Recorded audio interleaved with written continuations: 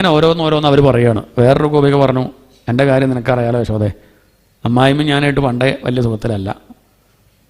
ഇവൾ തടിച്ച് വരുന്നു, അവിടെയുള്ള പാലും വെണ്ണിയും കുറഞ്ഞു വരുന്നു. അമ്മായിമ്മയുടെ ധാരണ ഇവളെടുത്ത് കഴിക്കുകയെന്ന്. അവൾ കഴിച്ചിട്ടല്ല.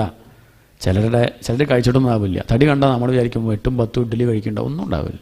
2 ഇഡ്ഡലി, 1.5 കഷ്ണം, ഇത്രയൊക്കെ ഉണ്ടാവും. ചിലർ കുറേ കഴിക്കും ചെയ്യും, മീറ്ററിൽ കാണിക്കില്ല. അങ്ങനെയുണ്ട്. 8-10 കുറ്റി പുട്ടൊക്കെ കഴിക്കും, ഒന്നും ശരീരത്തിൽ കാണില്ല. ഇവൾ കഴിച്ചിട്ടല്ല, അവരുടെ പ്രകൃതം അങ്ങനെയാണ്, അങ്ങനെ തടി കൂടി വരുന്നൊരു രീതിയാണ്. എന്നാൽ അമ്മായിമ്മ വിചാരിക്കണത് വെണ്ണയും പാലൊക്കെ എടുത്ത് കഴിച്ചിട്ട്. അത് കഴിക്കണത് ആരാ? അത് കൃഷ്ണനും കൂട്ടുകാരാ കഴിക്കണതേ. ഒരിക്കലും അവൾ വിചാരിച്ചൊന്ന് പിടിക്കണം, കെണി വയ്ക്കാം, കൃഷ്ണനെ പിടിക്കാം, എന്നിട്ട് കാണിച്ചു കൊടുക്കണം അമ്മായിമ്മയ്ക്കെന്ന് വിചാരിച്ചു.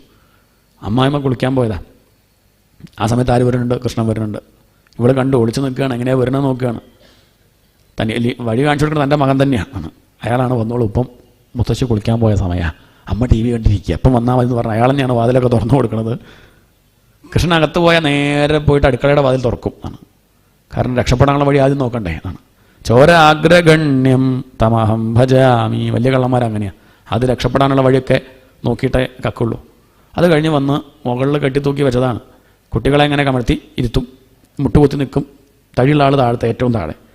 കുറച്ച് തടി കുറഞ്ഞാൽ അതിൻ്റെ മുകളിൽ, അതിനേക്കാൾ തടി കുറഞ്ഞാൽ അതിൻ്റെ മുകളിൽ. ഏറ്റവും മുകളിൽ കൃഷ്ണൻ ചാടി കയറി തൻ്റെ ഓടക്കുള്ള കൊണ്ട് തട്ടുമ്പം കൃത്യം പാകത്തിന് ഇങ്ങനെ പാല നിന്ന് ഒഴുകി വരും, പൈപ്പിൽ നിന്ന് വെള്ളം വരുന്നത് പോലെ.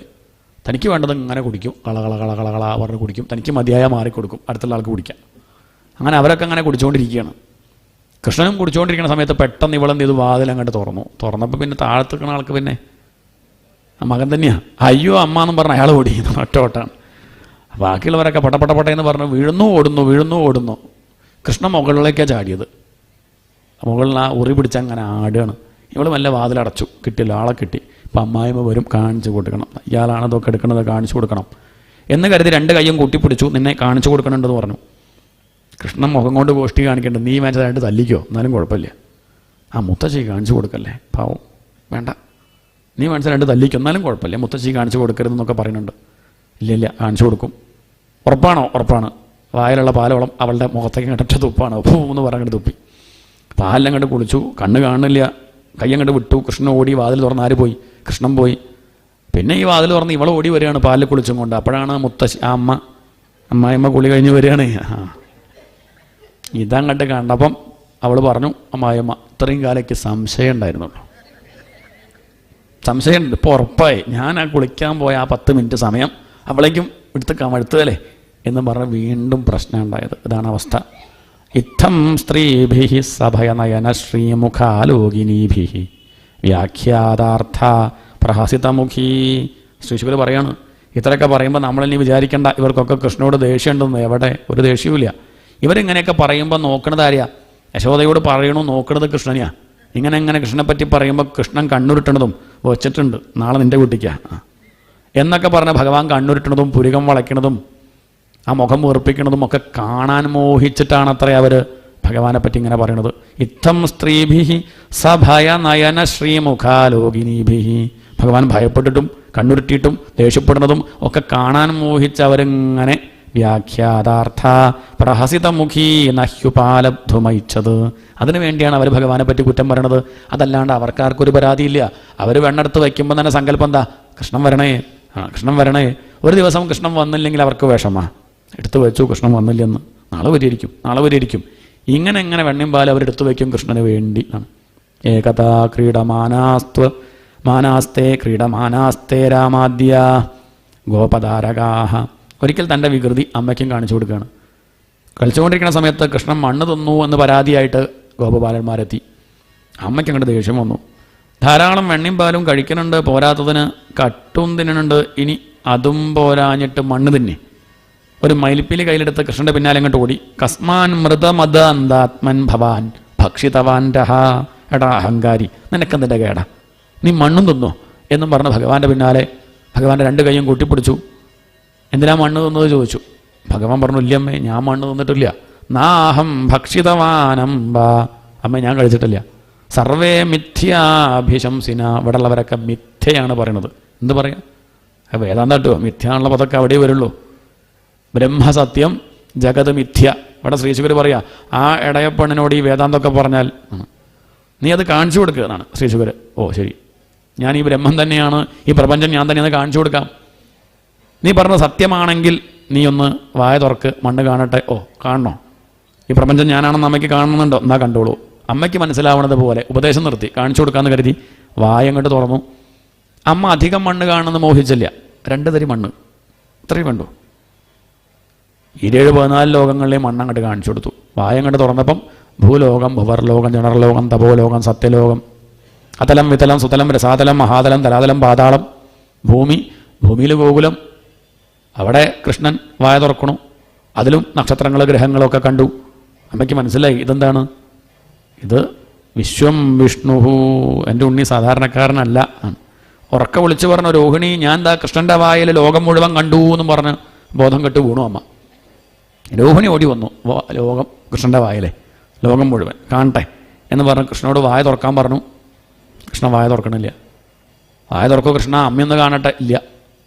അവസാനം ആ വിരലെടുത്ത് പല്ലിൻ്റെ ഇടയിൽ കൂടിയൊക്കെ തിരികെ വായ തുറക്കാൻ പുറപ്പെട്ടപ്പം ഒരു കടി കണ്ടു കൊടുത്തു കൃഷ്ണൻ.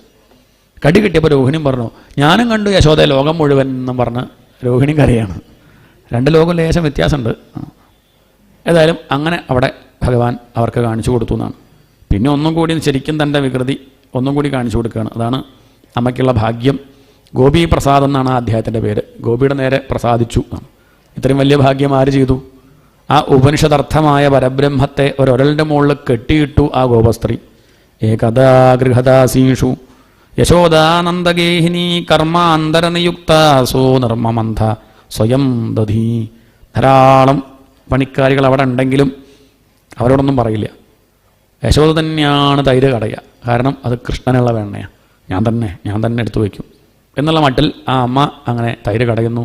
രാവിലെ നേരത്തെ എഴുന്നേറ്റ് ഉടുത്തൊരുങ്ങി, കഴുത്തിൽ ധാരാളം ആഭരണങ്ങൾ, മുട്ടുവര വളകൾ, വലിയ കുണ്ടലങ്ങൾ ഒക്കെയാണ് ചെവിയിൽ. ഇവിടെ ശ്രീശുകർ പറയാണ്, ഇത്ര നേരം നമ്മൾ കൃഷ്ണനെ ധ്യാനിച്ചല്ലേ, ഇനി ആ ഭാഗ്യവതിയായിട്ടുള്ള അമ്മയൊന്ന് ധ്യാനിച്ചാലോ? ക്ഷൗമം വാസപ്രധുകടിതടേ ബിഭ്രതീ സൂത്രനദ്ധം പുത്രസ്നേഹസ്നുത കുജയുഗം ജാതകമ്പം ച സുഭ്രൂ രജ്വാകർഷശ്രമഭുജലത് കങ്കണൗ കുണ്ടലേ ച സ്വിന്നം വക്ത്രം കബരവികളന്മാലതീ നിർമ്മമന്ധ. പകുതി കണ്ണടച്ചും കൊണ്ട് ഭഗവാൻ ആടിയ ലീലകളൊക്കെ മനസ്സിൽ കണ്ട് കീർത്തനങ്ങളാക്കി അത് പാടി തലകുലുക്കി അങ്ങനെയാണ് ആ ദേവി തൈര് കടയണത്. ചെവിയിലുള്ള കുണ്ടലങ്ങളുടെ ശബ്ദം, കയ്യിലുള്ള ആ വളകളുടെ ശബ്ദം, ഇതൊക്കെ കേട്ടിട്ടാണ് ഭഗവാൻ ഉണരുക. തലേ ദിവസം നല്ലോണം അലങ്കരിച്ചിട്ടാണ് ഭഗവാനെ കടത്തിയിട്ടുണ്ടാവുക. നല്ല പട്ടുകോണമൊക്കെ ചാർത്തി, പൊട്ടുകുത്തി, കണ്ണെഴുതി, മുടിയൊക്കെ കെട്ടി, അതിൽ മയിൽപ്പീലി തിരികി, അത് വീണ് പോകാണ്ടിരിക്കാൻ നല്ല മുല്ലമാല കൊണ്ട് കെട്ടിവെച്ച്, അങ്ങനെയൊക്കെ ആണെങ്കിൽ രാവിലെ ആകുമ്പോഴേക്കൊക്കെ പോയിട്ടുണ്ടാവും. രാവിലെ ആകുമ്പോൾ കണ്ണൊക്കെ തിരുമ്മി, കൺമഷിയൊക്കെ പോയി, പൊട്ടുമാഞ്ഞിട്ടുണ്ടാവും, ആ പീലിയെടുത്ത് കൈ പിടിച്ചിട്ടുണ്ടാവും. ഇനി അമ്മയ്ക്ക് വിഷമാവണ്ട കരുതി ആ കൗപീനം ഒരു തലയെ കെട്ടി അതിൻ്റെ മുകളിൽ ഇനി പീലി തിരികിയിട്ടാണ് ആര് വരിക? കൃഷ്ണൻ തുള്ളി തുള്ളി അങ്ങനെ വരികയാണ്. പകുതി ഉറക്കമുണ്ട്. അമ്മ തൈര് കടയണത് കാണുമ്പോൾ പിന്നിലൂടെ വന്ന് ആ കഴുത്തിൽ കൈയിട്ട് പുറത്തങ്ങനെ ചാരി കിടക്കും. അമ്മയ്ക്ക് വലിയ സന്തോഷമായി. വേഗം എടുത്ത് മടിയിൽ വെച്ച് ഭഗവാന് പാല് കൊടുക്കും. പാല് കൊടുക്കുന്ന സമയത്ത് തന്നെ തൈര് കടയാൻ നോക്കുമ്പം ഭഗവാൻ കൈ അങ്ങോട്ട് പിടിക്കും. വേണ്ടമ്മേ, എന്നെ കിട്ടിയാൽ പിന്നെ കർമ്മങ്ങളൊക്കെ നിർത്തണം എന്നാണ്. പിന്നെ അതിൻ്റെ പിന്നാലെ പോകുമല്ല. സുലഭമായിട്ട് കിട്ടണില്ലേ എന്നെ, വലിയ ഭാഗ്യമല്ലേ അത്. അത് കിട്ടിക്കഴിഞ്ഞാൽ മറ്റേ ഏർപ്പാടൊക്കെ അങ്ങോട്ട് നിർത്തുക. അത് മാത്രം ശ്രദ്ധിക്കുക, അതാ വേണ്ടത്. എല്ലാം കൂടി നടക്കില്ല. അത് കേൾക്കുമ്പോൾ പിന്നെ ശരി, അതാണ് ഉദ്ദേശിച്ചത്. എന്നാൽ പിന്നെ തൈര് കഴിയണം നിർത്തി. ആ ഉണ്ണിക്ക് പാല് കൊടുക്കണം. അത് രസിച്ചങ്ങനെ കൊടുക്കുന്നു. ഭഗവാൻ അത് കുടിക്കുന്നു. അമ്മയെ നോക്കുന്നു. പാല് കുടിച്ചുകൊണ്ടിരിക്കുമ്പോൾ പെട്ടെന്ന് കണ്ണടയ്ക്കുന്നു. അമ്മ വിചാരിച്ചു ഉറങ്ങി ആണ്. ഉറങ്ങിയെന്ന് വിചാരിക്കുമ്പോഴേക്കും എല്ലായിടത്തും മാറ്റി കിടത്താൻ പുറപ്പെടുമ്പോൾ ചുണ്ടനങ്ങും. അമ്മയെ നോക്കി വീണ്ടും ചിരിക്കും, വീണ്ടും പാല് കുടിക്കും. അങ്ങനെ ഭഗവാന് പാല് കൊടുത്തുകൊണ്ടിരിക്കുമ്പോഴാണ് പെട്ടെന്ന് ഓർത്തത് അവിടെ അടുക്കളയിൽ 10 ലിറ്റർ പാല് വെച്ചിട്ടുണ്ട് തിളയ്ക്കാൻ. അത് തിളച്ച് പോവില്ലേ എന്ന് കരുതി പെട്ടെന്ന് ഭഗവാനോടൊന്നും പറയാതെ ഭഗവാനെ നിലത്തങ്ങോട്ട് കിടത്തി വേഗം അകത്തേക്ക് പോയി സ്റ്റവ് ഓഫാക്കാൻ പോയതാ. ഭഗവാന് തോന്നി അമ്മയ്ക്ക് പ്രധാനം 10 ലിറ്റർ പാലാണോ? എന്നെ തന്നെ മടിയിൽ കിട്ടിയിട്ടും ഒരു ഭാഗത്തേക്ക് മാറ്റി നിർത്തിയിട്ട് പാല് നോക്കാൻ പോയില്ലേ എന്ന് ഭഗവാന് തോന്നി. അവിടെ എടുത്തു വെച്ച ആ തൈരും വെണ്ണയും ഒക്കെ അങ്ങോട്ട് നശിപ്പിച്ചു എന്നാണ്. ദൂരത്ത് പോയിട്ടൊരു അമ്മയെക്കൂട്ടി എടുത്ത് കൊണ്ടുവന്ന് പൊട്ടിച്ചു തൈർക്കലം. അവിടെ മുഴുവൻ തൈരങ്ങോട്ട് ഒഴുകുകയാണ്. കുറച്ച് വെണ്ണ കയ്യിലെടുത്തു. കുറച്ച് നേരം അതിൽ ചാടിക്കളിച്ചു. ആ വെണ്ണെടുത്ത് 4 ഭാഗത്തേക്ക് ഓടി ആദ്യം. കാരണം അമ്മയ്ക്ക് പെട്ടെന്ന് മനസ്സിലാവേണ്ട ഏത് ഭാഗത്തേക്ക് പോയി എന്നുള്ളത്. മേൽപ്പത്തൂർ പറഞ്ഞേക്ക് എന്താ വെച്ചാൽ തൈർക്കലം പൊട്ടിച്ചത് അമ്മക്കുട്ടിയോണ്ടല്ലാന്ന്.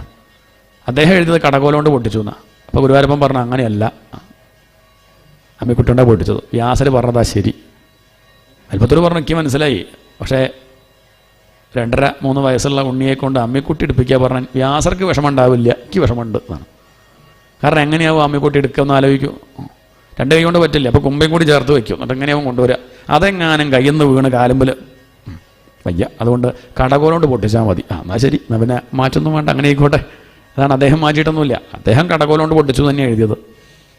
ഏതായാലും അങ്ങനെ പൊട്ടിച്ചു.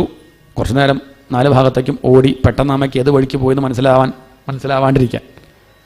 ഇതൊക്കെ അമ്മ ഒളിഞ്ഞു നിന്ന് കാണുകയാണ്. അപ്പോഴാണ് അമ്മയ്ക്ക് മനസ്സിലായത് ഗോപാസ്ത്രീകൾ പറഞ്ഞത് വെറുതെ ഒന്നല്ല, കുറച്ചൊക്കെ ഇവൻ്റെ കയ്യിലുണ്ട്. അത് നോക്കി അമ്മ ചിരിച്ചു. കൃഷ്ണൻ്റെ പിന്നാലെ അങ്ങോട്ട് ഓടി.